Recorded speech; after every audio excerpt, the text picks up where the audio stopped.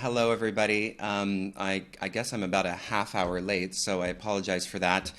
It's been one of those mornings where, you get up and all of a sudden you've lost motivation to do most things, and all you want to do is sit around and lie on your butt and watch TV, which is, I guess, an appropriate thing to do on a Saturday. But since I committed to this live stream, here I am. I hope you appreciated the playful title or blurb that I put in the actual Facebook post, which is an allusion to a classic film, The Little Mermaid. What is Eastern philosophy, and why does it, what's the word, burn? Which was just me being silly, but actually it's kind of true from a certain historical vantage point, because the Vedas, which are some of the oldest known texts, or the oldest known texts in the Indian tradition, at the earlier Vedas were associated or were committed to fire rituals to the god Agni. So Eastern philosophy did at a certain historical moment actually burn, and I guess you could say it still kind of does in yoga practice. For people who practice hatha yoga, we're still burning in a certain kind of way, because we're engaged in a practice of tapas, which means heat, and anybody who's taken an asana class knows that there's a lot of heat involved. So I guess there is some truth to that allusion to the Little Mermaid. So anyway, that was totally tangential, but I wanted to talk to you a little bit today about Eastern philosophy, what it is, and why we should care about it. And before I do, I'll just explain who I am. If you don't know me, my name's Jacob Kyle, and I'm the founder and director of embodiedphilosophy.com, which is an online platform dedicated to a deeper investigation of Eastern philosophies and practices. So this term, Eastern philosophy, is obviously very central to the project. And I'll talk more about the project later. I don't want to bore you with all the details about it now. So let's dive right in. So what is Eastern philosophy, right? I'm sure you've heard this term before. It's very popular. And before I kind of maybe critique it, I just want to say, just kind of give a general definition of the term. So Eastern philosophy are those philosophies that arose out of India, Southeast Asia, places like China, Tibet, and India. I mentioned India. And a component, or a strong component of these philosophies, is that they are aligned with some kind of practice, whether that be, and this isn't always the case, but I'm just sort of giving a general introduction. At least the way that I approach this term is, they're the philosophies and the traditions that arose out of these countries historically, and are often aligned with particular practices, whether they be yoga asana or meditation or pranayama, or a wide variety of other practices, mindfulness in the Buddhist tradition, various tantric practices. And and just FYI, I'm gonna go sort of through my little presentation about Eastern philosophy. And if you have any questions, I have my phone here. I can't actually see messages on the screen because I'm using a third-party app to broadcast this. But I'm gonna have my phone up, so if you have questions, I'm gonna look at the comments and when we get to that. So if there's anything that comes up for you and you want to ask a question of me, just jot that down, or put it in the comments now even, and I'll see it when I look to that in a moment. Okay, so Eastern philosophy, we know what it is now. It's these traditions, these philosophies that arose out of India, Tibet, China, other Asian countries that often have a practical component. They're often considered kind of life philosophies. Especially Buddhism is looking to alleviate suffering in some way. So this is a very kind of practical philosophy. We're trying to alleviate psychological or other forms of suffering from our lives. Traditions that often get called or associated with Eastern traditions are Buddhism, like I mentioned.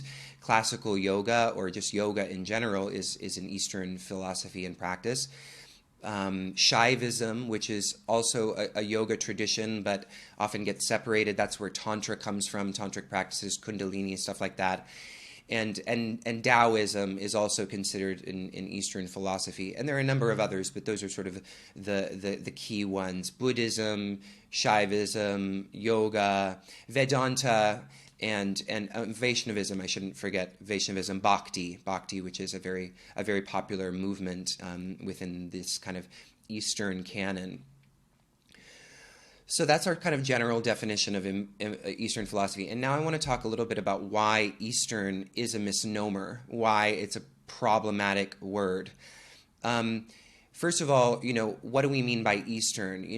East of what? I mean, obviously there's historical precedent for talking about the riches of the East, but this was a term that sort of arose in kind of a colonialist way, and really as a way of describing or referring to everything that wasn't here being the West, right? So there's kind of an imperialist, colonialist inheritance that we get when we use this term Eastern. It's not something that you'll, for example, find very often, at least in scholarship. Scholars tend to be a bit more specific. So in that sense, it's not specific at all, and it might, someone who has a kind of anti-colonialist mindset, or is sensitive to that issues, might take issue with it for that kind of historical reason, that it was sort of a lumping together of a diverse range of cultures because they were other than who we were, right? Other than we being the West in that sense. So it's problematic in that way. So it's not specific, and as I sort of alluded to, it's also it implies a homogeneity that is not really there. I mean, it implies that, okay, Eastern philosophy, there must be something that Eastern philosophy is doing, and we can sort of, say X, Y, Z, Eastern philosophy does this, does that, and these are kind of the alignments and the priorities of this philosophy, of Eastern philosophy. But the truth is, there are diverse range of traditions under the umbrella of what we might call Eastern philosophy, so diverse that that it's hard to see any similarity in some of them. Some of them are materialist, some of them are spiritual. They're incredibly diverse. So to imply that there's some kind of cohesive Eastern philosophy is just a problematic idea, in general. Eastern philosophy is just as diverse as Western philosophy, if not more so, perhaps because Eastern philosophy never had a historical prerogative to organize itself in the kind of way that Western philosophy has done in academia. In the academy, Western philosophy has become, the history of Western philosophy is something that's become kind of codified, and we speak of the Western canon. There's a range of thinkers that have been, approved by the powers that be, the academic powers that be, that these are the Western philosophers. And when you go to a Western philosophy department, these are the people you will study. I know this because I was in a Western philosophy department, and part of my passion for Eastern philosophy and embodied philosophy is a resistance, actually to that experience. But that's another story for another day. So Eastern philosophy is it's not specific. It implies a homogeneity that is not there, and there's kind of this colonialist inheritance to that word.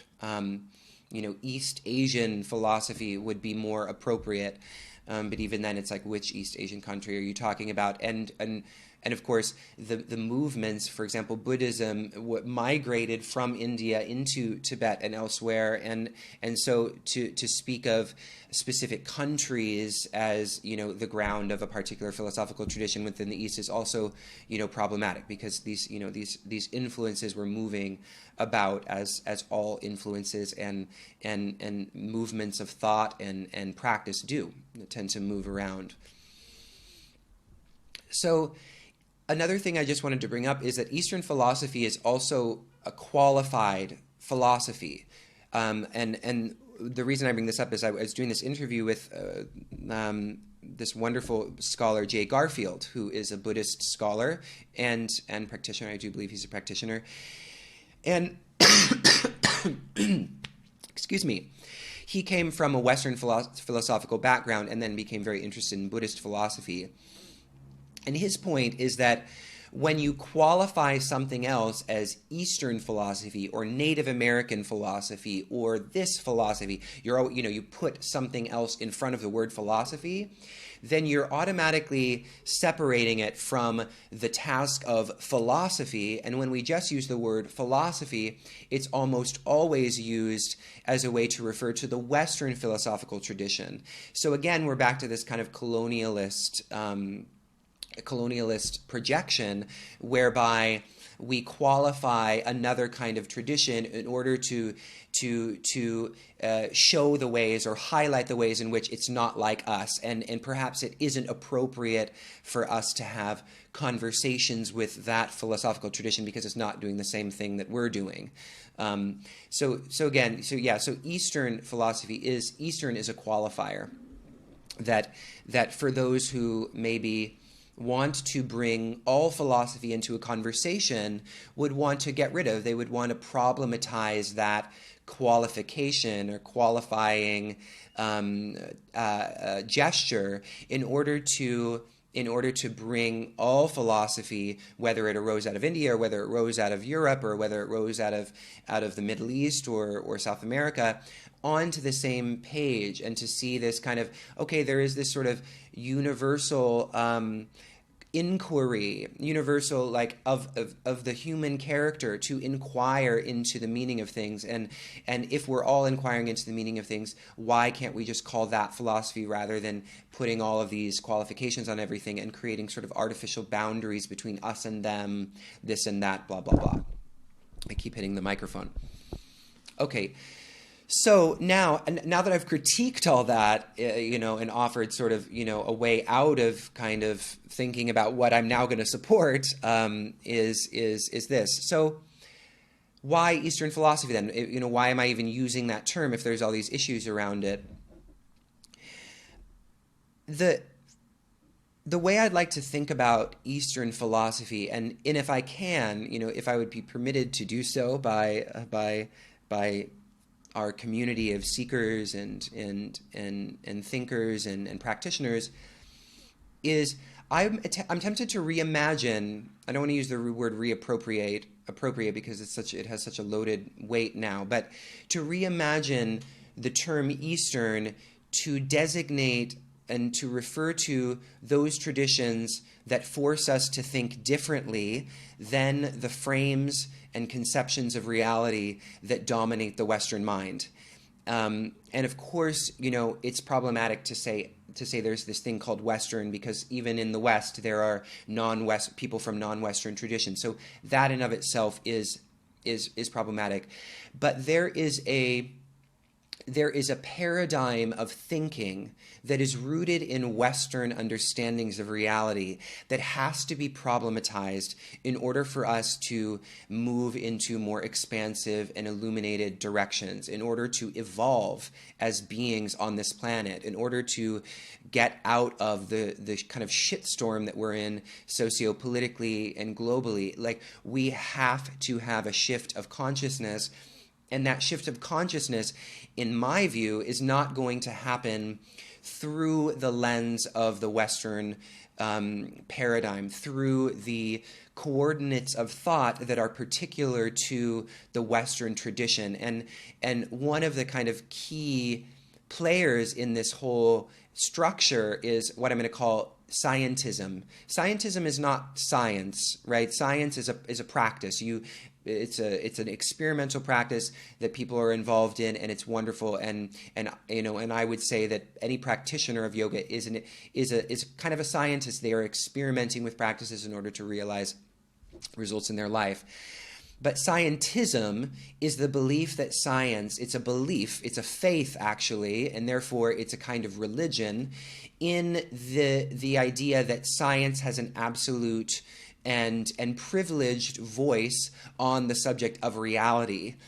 and that we are going to get closer and closer to understanding the real through the scientific method, and we may very well do so. But the idea that that reality is something that can be objectively articulated through the kind of the toolbox of scientific jargon is something that needs to be problematized, and I think that scientism, that scientistic worldview, is kind of the prevailing mythology of Western culture, and it disenables us. It detaches us from our ability to perceive of reality in a different way, and it also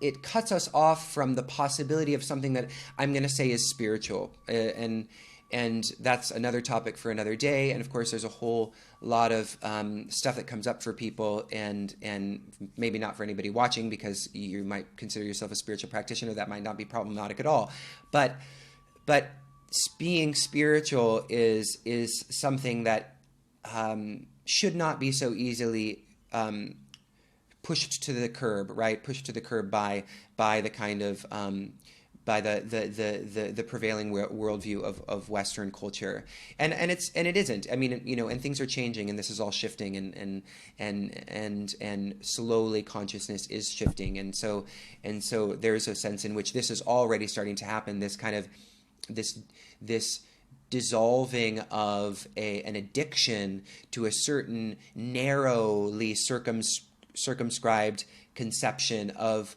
the world and reality and what it is to be, what is truth, in that sense. So the first why, or the first reason why I think we need Eastern philosophy, is because if we are to take Eastern as a kind of umbrella term that encompasses all of those traditions that force us to perceive or challenge us to think about reality differently than we do now, that I want to say is an Eastern philosophy. And it's fundamentally important because of the reasons that I just mentioned in terms of our own, cultural predicament and how we view reality. The second thing I want to say about why Eastern philosophy is practice. None of these alternative conceptions of reality are going to mean a damn thing, sorry to curse, if we don't embody them. And the only way that you can start to embody them is through practice. You have to feel these ideas in your body. You have to meditate with the principles of practice that have been given to you by your teacher. You have to engage with these texts, these ancient texts, read them not as you would, a novel from Barnes & Noble where you're just like going through so quickly that you can't, it's just like consume, keep consuming, and I've read 500 pages in a minute. It's like, no. The practice of contemplation, which we might say is a lost practice in our culture, is a practice of taking each sutra, the Yoga Sutras of Patanjali, for example, little aphorisms, and the Shiva Sutras, which is this beautiful text that I'm engaging in right now, they're little aphorisms, and they're very short, and they're not meant to just be read from start to finish and read the commentary and off you go. They're meant to be processed in a really deep and penetrating way. You read a sutra, and then you allow it to sink in, and you allow it to resonate within you, and you bounce it off the walls of your own intellect, and it challenges you, and it forces you to be uncomfortable, and maybe at some point you understand it, but it's only the kind of understanding that comes from that sort of a spacious process, giving yourself space with and room to breathe with something like a sutra, which is just, a small cryptic aphorism, which on first glance is sort of, it's hard to understand, and maybe you need to read a little bit of commentary, and so maybe you do read the commentary, but you don't read the whole Yoga Sutras in one sitting, right? You read the first sutra, and then you take it in, and you process it. And maybe you don't come back to the second sutra for a week. Maybe you come back to the second sutra the next day, as long as you've given yourself this opportunity to contemplate, to steep in one of these teachings and one of these aphorisms that we call sutras, or shlokas, as they're sometimes called in other texts. Excuse me. So practice is a fundamentally important aspect of what I want to call Eastern philosophy. And of course, there are Eastern traditions that maybe aren't as interested in the practice, or the practice don't seem as available, or you're not quite sure what it is. But generally speaking, a lot of these Eastern practices involved some kind of contemplation, some kind of meditation, at least meditation, and then in other traditions, practices of the breath, practices of visualization, which is another really key thing to help kind of embody some of these teachings, is to visualize certain ideas. So practice is two. And then the third thing is that Eastern philosophy points to a domain of experience below the threshold of the intellectual mind. And I say that because Western philosophy, in contrast, and of course there are always exceptions, and one of my life goals at some point is to actually extract from the Western canon, or from Western philosophers, or philosophers who arose in the West, those teachers who were on to the body, who were on to actually, experiencing this level of reality. And there are a few, but anyway, that's for another day.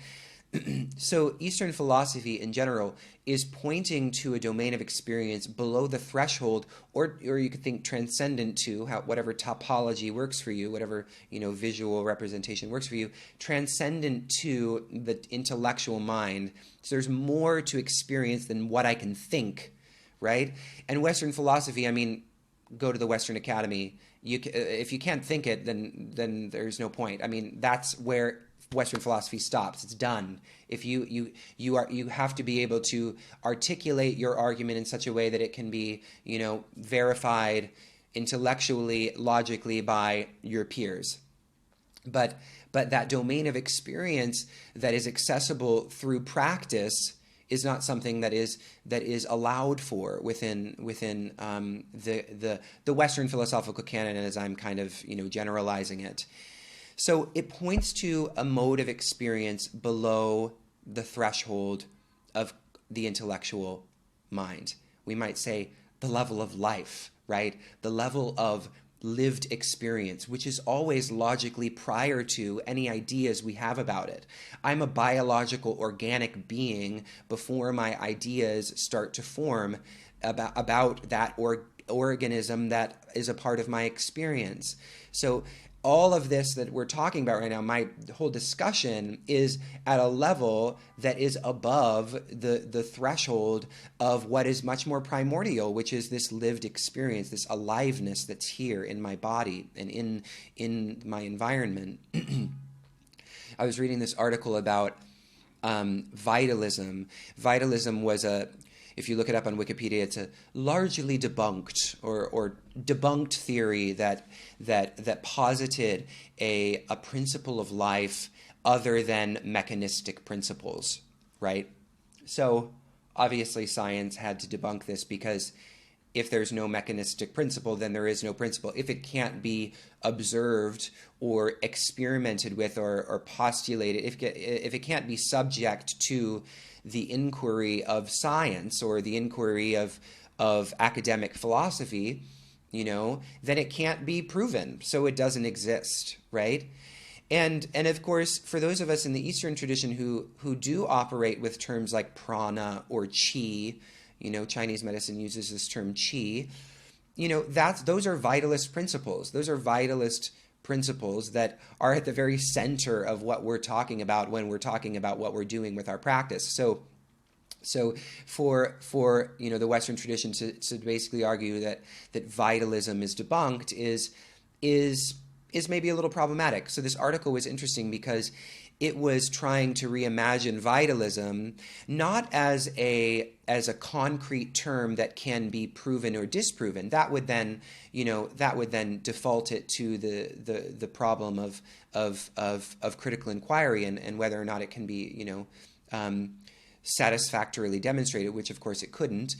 But rather, the term, the life principle for this person writing this article was just the term for that which is below the threshold of critical inquiry, that which comes logically prior to any system of thought that we develop to talk about that which is logically prior, right? So the biological the discourse of biology, as useful and wonderful as it is, the vocabulary of biology is not the experience of embodiment, right?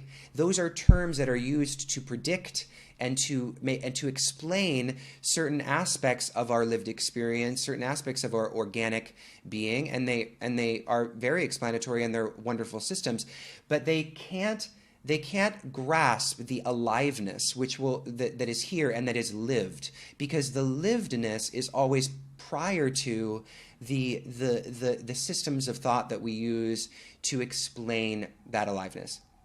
I hope that's clear. So anyway, that's where academic philosophy, Western philosophy, stops. Eastern philosophy says, no, that's not where we stop. We go into that aliveness through practice. We experiment or dive into the deeper layers of our phenomenal experience, those deeper layers that are below the threshold of the intellectual mind, through things like asana, which is our physical practice of yoga, through things like meditation, mindfulness, visualization exercises. All of these are meant to get us out of or to disentangle ourselves from our addiction and our over-identification with the intellectual mind, right? And Eastern philosophy goes more than this and says that you are not those thoughts. That's Western philosophy wants us to believe that, and modern kind of folk psychology says that you are your personality. You are the ideas that you have about yourself, and you are all of this, this flitter, monkey mind stuff going on. And the Eastern traditions largely, and of course there are exceptions, are saying that no, who you are is actually much more fundamental than that. Who you are is below the threshold of all that, is much more expansive than that, and shouldn't be conflated or collapsed into that. Your sense of self should not narrowly circulate around your ideas about yourself.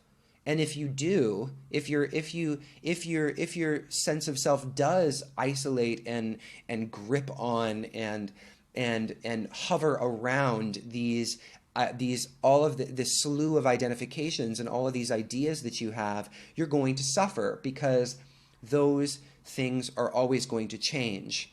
And so these traditions are trying to get you to your embodiment, right? And of course, there are Eastern traditions that are trying to get you out of your body. Another subject for another time. The ones we're interested in at Embodied Philosophy are those traditions that are getting us into the body. So then the last reason for why Eastern philosophy, why these wisdom traditions, is because we need it. We need, going back to the first point, we need to start thinking and experiencing life differently. I mean, I don't have the statistic in front of me, but the levels of anxiety and depression in our culture are profound. They are really intensely disproportionate to disproportionately large, given in terms of the proportion, the amount of people. I think it's like the amount of people at one point or another who are prescribed some kind of for some kind of mental illness is something like 40%. So half of the country is mentally ill.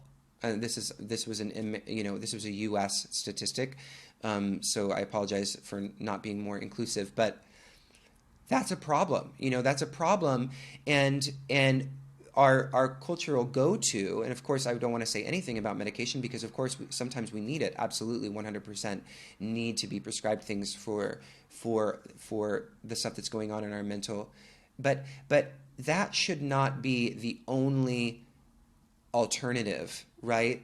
We should be able to have modes of investigation that will alleviate our suffering and will lift us out of profound states of anxiety and depression. And so we need to spread this wisdom which is getting a larger grip on the culture through practices of yoga and meditation. But the problem with that often is that the yoga practice is often kind of anesthetizing itself of the philosophical heritage that it's a part of. Yoga is yoga teachers feel very uncomfortable talking about the philosophy that it comes from, and maybe they don't understand the philosophy totally. And of course, we don't want to teach anything that doesn't come from our own experience. It's not that. It's that we shouldn't feel like it's maybe necessarily okay to completely rip the practice of yoga from the Eastern philosophical perceptions of reality of which they were a part. That's important, I think, to keep those two connected. And keeping those two connected will point people to alternative ways of viewing things that is just going to naturally, I believe, alleviate some of this anxiety and depression. And also because so much of Eastern philosophy is about expansive views and seeing things in a non-dual way. We have these traditions called non-dual, like Vedanta and Shaivism, where it's trying to invite us to rise above perspectives of the world that default to to a kind of dualism of good and evil, or us versus them, or friend and enemy. All of these dualistic understandings of life, which divide us. They divide us from each other, and then they also divide us internally. I mean, that would be a whole book to explore that relationship between the division that is exhibited outside in the cultural world, political world, what we're seeing so much of right now especially, and the division that we feel inside our hearts, inside our minds. And that lack of a sense of integration and connection is why I think that Eastern philosophy is profoundly important for us right now, so that it can start to offer us modes of seeing reality that expand us beyond what I believe is our narrow definitions of ourself and the world. So that is my spiel, and I've gone on for quite a bit longer than I anticipated. So I'm going to go on the Facebook and see if anybody has any questions. If you do have questions, you're welcome to ask me anything you want. I'm going to pull it up here. I can't really see. 3 comments. Any questions? Oh no! Don't talk to me. I need to turn that off. Hi Jacob. Coral Wigglesworth. Let that shit go home. Western systems. Thank you, dear. So yeah. So if you have any questions, you can drop it like it's hot now. But if not, then don't worry about it. So I'll just I'll leave it there, and if somebody has a question, they can ask. But I'm going to just mention a little bit about an upcoming conference, online conference. There's a little blurb at the bottom of the screen of it's called Radical Body, Living Tantra for Modern Life. It's featuring 11 incredible speakers from a wide variety of perspectives on tantric Shaivism, Kundalini, and the chakras. I'm just going to pull up the page so I can actually tell you who's going to be involved.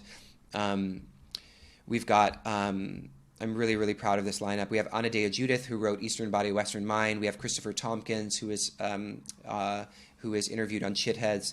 We've got Hari, who's a very popular Kundalini teacher. She was directly involved with Yogi Bhajan back in the day. We have Christopher Harish Wallace, who wrote Tantra Illuminated, also was a very popular interview on Shitheads. We have Swami Kecharanata, who recently wrote the book The Divine Thread. Lauren Roche, who wrote a beautiful book called The Radiant Sutras, which is kind of a poetic translation of the Vijnana Bhairava Tantra. Mary Riley Nichols, my beloved Mary Riley Nichols, who is one of the teachers at the Nalanda Institute. She's going to be with us. Pandit Rajmati Tiganate, who is a wonderful teacher from the Himalayan Institute. Ramesh Bionis, who is another interviewee on Shitheads, who's going to talk about ecology and spirituality in Shaivism. Sally Kempton, who's a wonderful teacher, she's going to talk about the divine feminine and deity yoga practice. And then Shambhavi Saraswati, who is also interviewed for Shitheads, and she's going to talk about how to deal with shit when things are going wrong. I use the word shit, but she says something else that's less flavorless. Peter, are you asking me a question? I just Googled and found out that China and India have the highest rates of depression. U.S. is at third place. We got 2 Eastern cultures and a Western. What do these numbers point to? That's a very good question. I mean, my first instinct would be to say that. I mean, first of all, what are we talking about when we're talking about depression and who's kind of conducting those studies? I think that's always really kind of an interesting thing. Like depression is one of those things that it's more like, this is a very controversial topic, but depression it's like you're ticking boxes. So it's like, how many boxes do I tick? And then it's sort of, it's not like they look in your brain and they see what's there. I mean, there are very much debates about, is it actually a chemical imbalance or is it not? So when we're talking about depression, it's always interesting to ask what it is that we're talking about. And what I imagine is that experiences of depression differ across culture. Now, my second thing would be to say that just because India and China are the home of Eastern traditions does not necessarily mean that the people in those countries are practicing Eastern philosophy and practices. Of course, they may be, they may very well be. However, these are also these are emerging capitalist countries. I mean, China has become obviously it's a communist country, but it is a capitalist economy in the sense that they are one of the highest kind of emerging markets, or I don't know if they're the fastest. Anyway, I've lost my knowledge of economy, but anyway.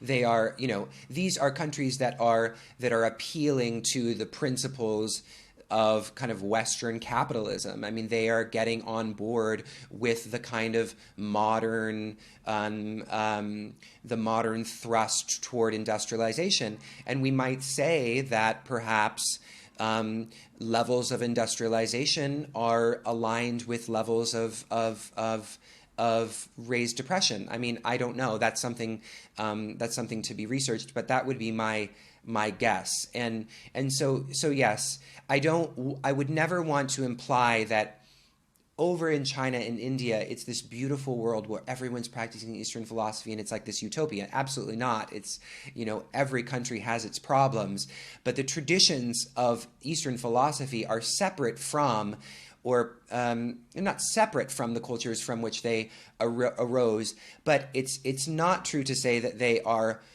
necessarily universally practiced in the countries from which they emerged. If that's sort of a good enough answer, I'm not sure. Okay, so I want to talk a little bit. So anyway, back to this conference. So this is happening on February 24th through the 26th. You can see it at the bottom of the link. You can see it at the bottom of the video. It's 5tatvas. You can't actually click on that, but it's 5tatvas.com/radical-body, and you can sign up there for the to go to the conference, and you'll receive emails when it goes live. And there's 11 talks, and It's going to be really fun. If you're new to Embodied Philosophy, I'll tell you a little bit more about the website. Check it out. It's either embodiedphilosophy.com or 5tattvas.com. It's been taking me forever to migrate things over to Embodied Philosophy, but 5tattvas.com or embodiedphilosophy.com, you can find the website. And we have a number of offerings. We host, the most popular thing that we host is probably the podcast Chitheads. That's chit, not shit. Chit is a Sanskrit word which means consciousness. So obviously it's a little playful play on words there.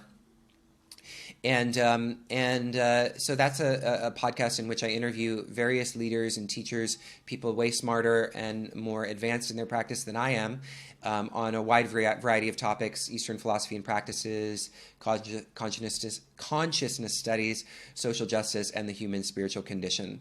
So so that's, if you want to check that out, you can find it at 5tattvas.com/chitheads, or you can go on iTunes and you can download it or subscribe and listen to those, which are, some of them are really fantastic. All of them are really great. Then we have some wonderful writings on the blog. We have original writings and also some curated writings from across the web, and the mission really is to provide a resource of writings for people who for people who are interested in diving deep into these teachings, but in a way that's accessible and in a way that is aligned with their practice. You know, we don't want to be so abstract and so hyper intellectual that we're missing the boat, right? We're missing the point. And really, Embodied Philosophy was envisioned as a kind of a home that would web the practitioner and the scholar. You know, we have this term scholar practitioner, which is getting very popular nowadays.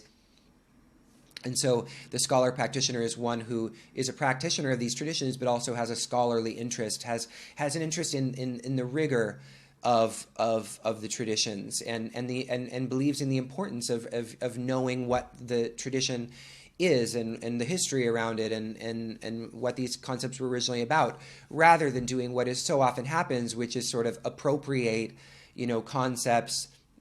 I'll use the example of yamas and niyamas because I feel like it happens most recently, or most frequently, appropriating the yamas and niyamas in a way that, is just like it fits whatever we want in our modern day. And there's nothing wrong with that. There's nothing wrong with some people would say there's something wrong with it, but there's nothing ultimately, objectively wrong with reimagining a concept in a way that's going to be, enliven you or is going to enrich your practice and your life. But there's also, it's important to know that when we do reimagine concepts, we've reimagined them, and that this is a departure from how they were originally taught, or what kind of system or spiritual technology they were originally a part of. Right? This is something that is not done so much. So Embodied Philosophy really was kind of a response to what I saw as a lack of this kind of attention to the history and the traditions in the service of practice, right? A lot of times what we see now is highly commercialized, websites like Yoga Journal. I'm not going to say many more names for fear of not having any future partnerships in the future, but many of the websites offer a very fluffy distillation of the wisdom traditions, and that's fine. Those are all fine. Those people can live their truth, but we're here at Embodied Philosophy to provide something a little deeper, a little more thought out, and a little more rigorous, I guess. So yeah, that home for the scholar practitioner. Other things that we do on the website are these online conferences that I mentioned, and then we also host a couple video series, Sadhaka, which is where I interview people on their practice, practitioners of all types, called Sadhaka, and you can actually watch that on the Facebook page if you're interested. You can check it out. There's a few episodes there, about 5. And then also Chalkboard Yoga Studies, which is introducing Sanskrit topics or Sanskrit concepts, just kind of giving a little brief overview of the meaning of those terms. So that's kind of it. That's Embodied Philosophy. I just wanted to kind of fill you in if you're interested at all. Okay, great. Yes, thanks, Peter. I'm glad that was interesting and helpful. I'm glad I could come up because that's a really good question. Yes, so Thanks so much. And please, check out the online conference if that's something of interest to you. Go to fivetopics.com/radical-body and sign up. If you'd rather just, be on our mailing list and hear more about when the teachings and the writings go live, when there are new writings on the blog and we have new things rolling out and programs, we do retreats. I have a retreat to Costa Rica coming up with Patricia Pinto, the founder of Love Surf Yoga. That's happening March 18th through the 25th. 2017. You can find information on that on the website as well. So if you want to hear more information about all embodied philosophy goings on, you can either go to the website and just find one of our many sign up forms, or you can text the word embody, EMBODY, to 44222. That's EMBODY to 44222. All right. Hi, Cindy. How are you? I'm about to go offline, Cindy, so you're going to have to go back and listen to the rest of this because we'll have a replay now once I go off. All right, thanks so much. It's been such a pleasure, everyone. If you want to reach out to me and ask me something personally, you can email me at hello@embodiedphilosophy.com, hello@embodiedphilosophy.com. Until next time, friends, namaste. Bye-bye. Okay, now I got to figure out how to turn it off.